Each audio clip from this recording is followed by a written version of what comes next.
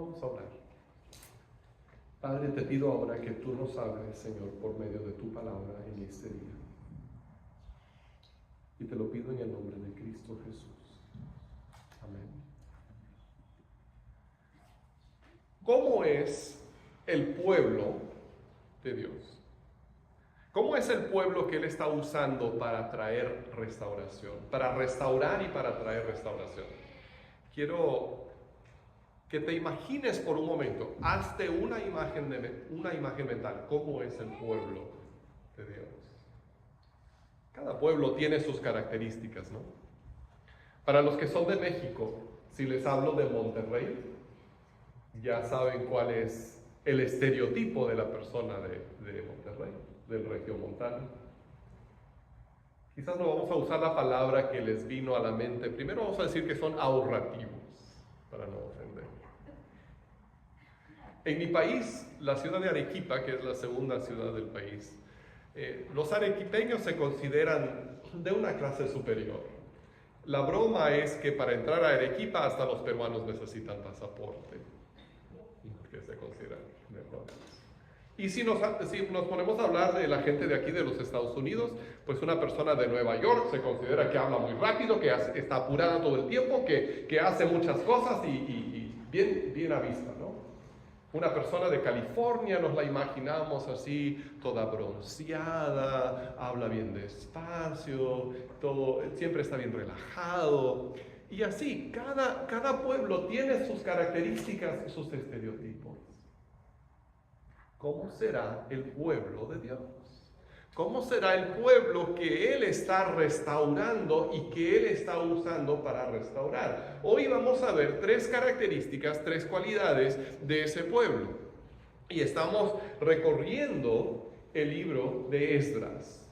Y este libro nos cuenta la historia de la restauración del pueblo de Judá, o el pueblo de Israel, después de su exilio en Babilonia. Pero no estamos hablando solo de datos históricos, porque cuando vemos cómo era ese pueblo que Dios usó en ese tiempo y que Él restauró, podemos entender cómo es el pueblo que Él está usando ahora, que Él también está restaurando. Porque mira, la obra de Dios a lo largo de la historia es una obra de restauración. Al principio de la historia, ¿qué hicimos? Lo echamos todo a perder. Pecamos. Y ahora Dios está restaurando su pueblo y al final toda su creación. Entonces, cuando vemos cómo era ese pueblo que Dios estaba usando para restaurar, podemos entender dónde cabemos nosotros dentro del plan de Dios para restauración también ahora. Entonces, comencemos en Esdras capítulo 2. Y hoy, si tienes la Biblia, quiero invitarte a que la abras ahí. Si no, los versículos aparecerán en pantalla. Pero hay algunas cosas que vas a ver mejor si las ves en la Biblia. Entonces estamos en Esdras capítulo 2. Permítanme leer el versículo 1. Dice así: la siguiente es la lista de la gente de la provincia, es decir, de aquellos que Nabucodonosor, rey de Babilonia, había llevado cautivos y a quienes se les permitió regresar a Jerusalén y a Judá. Cada uno volvió a su propia ciudad. Ahora, si ustedes lo están mirando en su Biblia, pueden pasar el ojo rápidamente, no vamos a leer toda esta lista, pero observen cómo hay una lista de gente. Estos no son los nombres de todos los que regresaron, sino que son los nombres de sus ancestros o del pueblo de donde ellos eran. Entonces, cada persona que regresó tenía que mostrar, ellos tenían registros y tenían que mostrar que habían pertenecido al pueblo de Dios antes del exilio.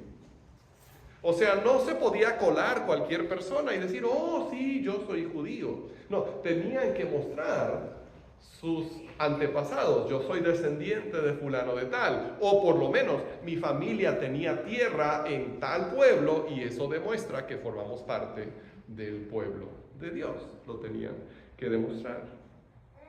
Si ellos no podían comprobar quiénes eran sus ancestros o a qué pueblo habían pertenecido, los ponían en una lista de espera hasta que el sumo sacerdote pudiera determinar si realmente eran o no eran parte del pueblo de Dios.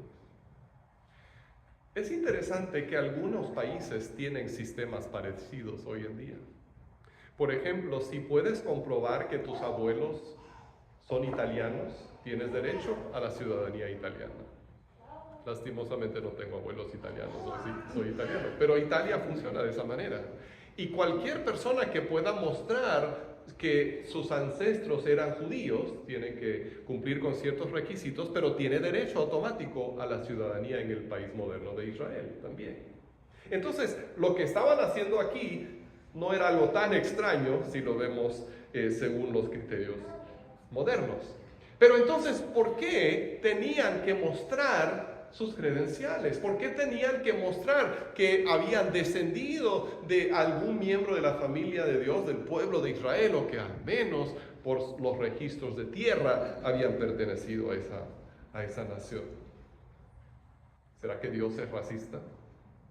¿Que Dios solamente acepta a la gente que tiene ciertos genes y no le importa a nadie más? ¿Será que quería excluir a los que no fueran de pura cepa? No es cuestión de racismo. Dios ama a todas las naciones por igual. Pero es cuestión de la pureza del pueblo de Dios. Dios había escogido a un pueblo en particular para ser su canal de revelación al mundo. Ese pueblo, de todos los pueblos, ese pueblo había recibido sus leyes. Por medio de ese pueblo nacería Jesús. Ahora, tenemos que decir algo muy importante. Hoy en día, el pueblo de Dios no se define por descendencia. Cuando tú llegues a la puerta del cielo, no te van a preguntar quiénes fueron tus antepasados. En ese tiempo, en el tiempo de Esdras, se necesitaba esa lista genealógica de poder decir, sí, yo soy el hijo de fulano, de mengano, de sutano, y poder mostrar que uno había descendido de uno de los 12 hijos de Israel, de Jacob. Pero hoy hay otra credencial que necesitamos. Hay otra muestra que pertenecemos al pueblo de Dios. Y esa credencial que nos identifica como miembros del pueblo de Dios es Cristo. Efesios 1:6 dice que Dios nos hizo aceptos en el amado. Dios nos hizo aceptos en el amado. Nadie puede entrar al pueblo de Dios simplemente porque descendió de cierta persona. Pero todos podemos entrar a su pueblo si somos de Cristo, si le pertenecemos a Él. Cuando tú te entregas a Cristo, Dios te acepta como si tú fueras Cristo. O sea, de la manera en la que Dios el Padre ama a su Hijo y lo recibe sin cuestionamientos, Él te ama y te recibe a ti porque estás revestido de Cristo. Entonces, Cristo es el carnet, es la credencial, es el pasaporte que te identifica como miembro del pueblo de Dios. Ahora, quiero que nos imaginemos por un momento cómo se habrá sentido uno de los judíos que regresaron y pudieron encontrar en esta lista no su nombre, pero el nombre de sus antepasados o de su pueblo. Oh, mira, ahí entro yo, porque yo soy de Bigvai, por ejemplo, o yo soy de Hasun, y ahí estoy, ahí está mi identidad, ahí entro. Se parece un poco a la experiencia que algunos hemos tenido últimamente en asistir a alguna graduación. Y en las graduaciones, por lo general, en el programa aparece la lista de los egresados, ¿no? Con todos sus nombres. Y entonces uno busca el nombre. Oh, mira, ahí está mi hijo. Mira, ahí está fulano de tal. Es algo muy especial aparecer en esa lista. Y la Biblia nos dice que hay una lista donde aparece nuestro nombre, si le pertenecemos a Cristo. Esa lista se llama el libro de la vida. Y en el juicio final ese libro se abrirá. Y si tu nombre está escrito ahí, entonces no serás condenado. ¿Cómo llega a escribirse ahí tu nombre? Porque conoces a Jesús. Porque has recibido su salvación. Porque te has entregado a Él. Esa es la lista más importante que existe. Y lo bueno es que puedes saber que tu nombre está ahí, escrito ahí, si te has entregado a Jesús. Así como Dios preparó a este pueblo puro para regresar a la tierra, Dios ahora está preparando un pueblo puro para entrar a su reino. Y ese pueblo se define por su pureza, por conocer a Jesús, por seguirlo como Señor y Salvador. Entonces, la primera característica del pueblo de Dios es que es un pueblo puro. Puro ahora por la fe en Jesucristo. Hay una segunda característica de este pueblo. Y ahora vamos a brincar en el capítulo 2 a los versículos 64 y 65. Esdras 2, 64 y 65 dice que los que regresaron fueron 42,360 personas. Ahora, eso puede parecer mucho, ¿no? Pero en realidad es poco, es un número muy bajo, porque los que habían salido de la esclavitud en Egipto, los que habían entrado a la tierra prometida cientos de años antes, eran entre 2 y 3 millones. Entonces, ¿qué comparación hay entre 3 millones y 42,000? O sea, no es nada. Entonces, ese pueblo que regresaba eran muy pocos. Y sin embargo, esos poquitos que estaban regresando a la tierra estaban al centro del plan de Dios para salvar al mundo. El mundo en general los ignoraba, pero Dios estaba fijando su atención en ellos porque ellos llevaban la palabra de Dios.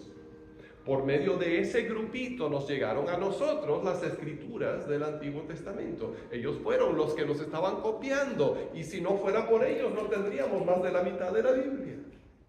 Ese mismo grupo fue el que reconstruyó el templo a donde Jesús llegó cientos de años después. Y Jesús mismo descendió de ese pequeño grupo de personas que regresó a la tierra. El impacto que tiene el pueblo de Dios no tiene nada que ver con su tamaño. Todos hemos visto algo pequeño que hace una gran diferencia. Un chile muy pequeño puede enchilar toda una olla de comida. Una astilla muy pequeña en el dedo puede causar un dolor muy grande. Un pellizco de sal hace que toda la comida tenga mucho mejor sabor. Y de la misma manera, Dios usa un pueblo pequeño para transformar el mundo. Jesús mismo les dijo a sus discípulos: no tengan miedo, mi rebaño pequeño, porque es la buena voluntad del Padre darles el reino. Entonces no importa que seamos pocos.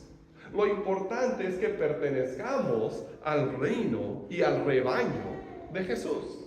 Porque si pertenecemos a su rebaño, somos los herederos de todo. De hecho, a Dios le encanta trabajar con pocos, porque así Él se lleva toda la gloria. Durante el tiempo de los jueces, Él llamó a Gedeón para librar a su pueblo de los madianitas. Y el ejército madianita era enorme. Entonces Gedeón juntó a todos los israelitas que pudiera. Y después de mucho esfuerzo, había reunido un ejército de 32,000 hombres para luchar contra los madianitas. ¿Y saben lo que Dios le dijo? Dios le dijo: Gedeón, son muchos. Son muchos hombres. Diles a todos los que tengan miedo que se vayan a la casa. Entonces de los 32,000 quedaron 10,000. Y Gedeón pensó, ay, espero que Dios no haga otra cosa. Y Dios le dijo, no, Gedeón, todavía son demasiados. Si ustedes ganan así, van a pensar que ustedes ganaron la victoria. No, llévalos a beber agua. Y entonces se fueron al río. Y algunos de ellos se agacharon así y bebieron el agua como si fueran perros. Y otros agarraban el agua con la mano y la lamían así. Y Dios le dijo, quédate con los que lamen el agua así de la mano. Y se quedaron 300, nada más. O sea, de 32,000 a 300, es menos del 1% de la cantidad inicial. Pero con esos 300, Dios ganó la victoria sobre todo el ejército madianita tan grande. Si quieres leer la historia, está en el libro de Jueces, es muy interesante. Pero ¿qué es lo que nos enseña? Que a Dios le encanta usar a unos pocos, porque así todos saben que fue Dios y no nosotros el que hizo esa gran maravilla. Ahora nosotros podemos pensar que somos pocos. ¿Qué puede hacer Dios con nosotros? Pero es que le encanta trabajar así. Y precisamente es con gente que no tiene influencia, ni dinero, ni grandes capacidades, que a Dios le encanta hacer grandes cosas. Dios puede usar nuestra oración para cambiar el destino de naciones enteras. Lo puede hacer. Dios puede usar nuestro testimonio para que muchos se salven. Dios puede usar nuestras capacidades para mejorar nuestras comunidades. Quizás uno de los niños de nuestra escuela dominical se convierta en un gran pastor, un gran misionero, un gran predicador.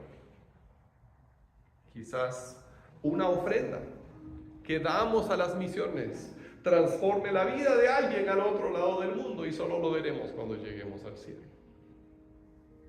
Dios usa un pueblo pequeño para hacer cosas grandes.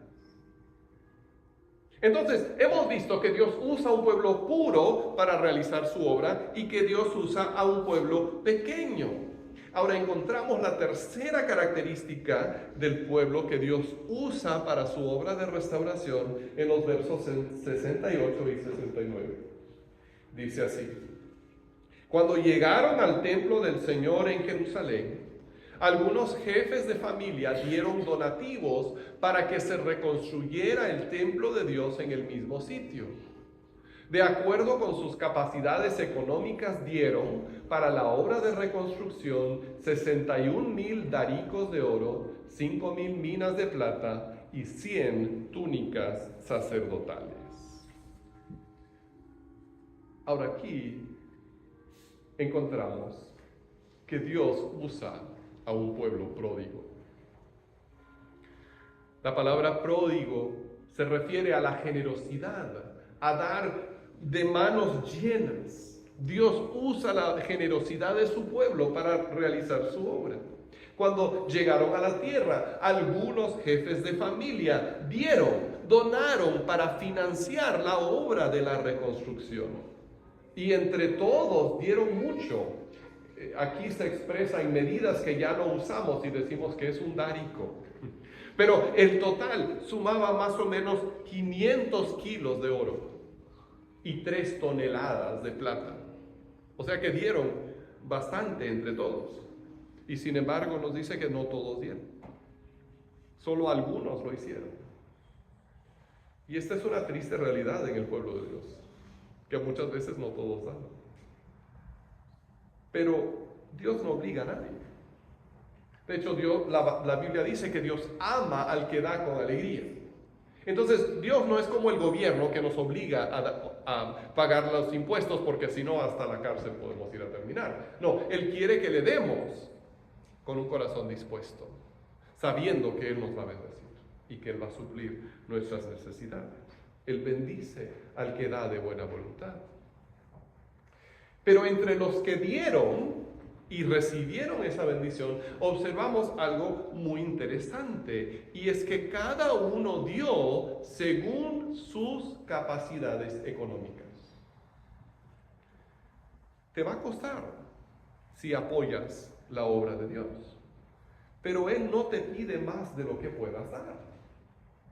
Él sabe lo que tienes y Él nos honra según nuestras posibilidades. Jesús enseñó eso un día cuando observaba las ofrendas que se daban en el templo. Y los ricos se acercaban a las cajas. Ahora, no era como lo hacemos aquí donde había platos de ofrenda, sino que había unas cajas grandes, como baúles o casi como... algunos los imaginan como que si tuvieran como una trompeta arriba. Entonces uno echaba ahí a la caja y como era de metal, los que traían mucho echaban su ofrenda y hacía mucho ruido y todos lo escuchaban. Y a lo mejor uno andaba en otra cosa y decía, wow, algún rico ya dio mucho dinero porque se escucha el estrépito de lo que dio. Y luego se acerca una pobre viuda y echa 2 moneditas de cobre. Y muy apenas se divisaba el tintineo de esos dos centavitos que caían. Nadie iba a prestar atención a esa viuda. Vemos Jesús. Y Jesús dijo que ella había dado más que todos los demás, porque ellos dieron de lo que les sobraba. Y ella dio todo lo que tenía, confiando en que Dios iba a suplir sus necesidades. Entonces Dios no se fija en lo que puedes dar. Él no da más atención a los ricos que pueden dar grandes cantidades que a los pobres que no pueden dar mucho. No, Él se fija en tu sacrificio. Cuando das con un corazón agradecido, a Dios le agrada. Y la obra de Dios se realiza mediante las ofrendas voluntarias de su pueblo. No debemos esperar que el gobierno apoye la obra de Dios. Más bien, nos toca a nosotros. Dios nos ha escogido a nosotros para realizar su obra. Y todos podemos participar en esta obra, tengamos mucho o tengamos poco. Cuando le damos a Dios de lo que tenemos, Él lo multiplica. Ahora, la semana pasada vimos que Dios está obrando para traer restauración. ¿Sí?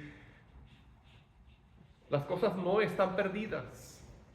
No estamos viviendo en un desastre. Dios está trabajando para traer restauración. Esta semana vemos cómo es el pueblo que Dios usa para traer restauración. Y quiero terminar haciendo 3 preguntas. La primera es esta: ¿perteneces a ese pueblo de Dios? ¿Perteneces a ese pueblo de Dios? Solo puedes pertenecer a ese pueblo si le entregas tu vida a Jesucristo. Y eso no es cuestión de religión. No te pregunto si vienes a la iglesia, o si tienes una Biblia en tu casa, o si escuchas música de alabanza. Todo eso es bueno. Por favor, no lo descarto. Pero lo único que te identifica como miembro del pueblo de Dios es que le hayas entregado tu vida de corazón a Jesús. Que lo hayas recibido como tu Señor y tu Salvador. Entonces, perteneces al pueblo de Dios. Si no, por favor, al final acércate para que podamos orar juntos y puedas tomar esa decisión. La segunda pregunta es esta: ¿crees que somos muy pocos para hacer lo que Dios quiere que hagamos? ¿Has llegado a entender que Dios nos puede usar, seamos pocos o seamos muchos? No nos fijemos en el número de personas que somos o en lo que tengamos, sino fijémonos en el poder de Dios. Porque lo que nos limita no es Que seamos pocos, que tengamos poco dinero, que no tengamos mucha influencia. Lo que nos limita es nuestra falta de fe en lo que Dios puede hacer. Entonces no nos fijemos en lo que somos. Gedeón derrotó a un ejército enorme con 300 hombres porque Dios estaba con él. En una tarde, con una cruz, Dios derrotó a sus enemigos. Entonces Dios puede hacer mucho con poco.